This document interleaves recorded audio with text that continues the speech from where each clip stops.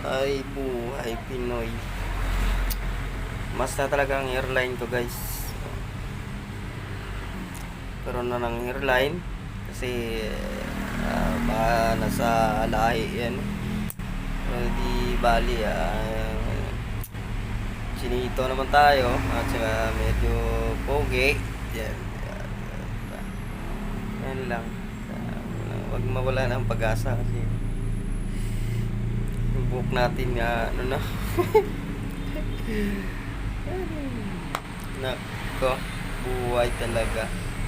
Kaya talaga kapag kailangan natin ng hindi maiwasan, may stress tayo. Trabaho, bahay, ganun. Kaya, porsigila sa buhay. Kaya talaga ang buhay natin. Di ba guys?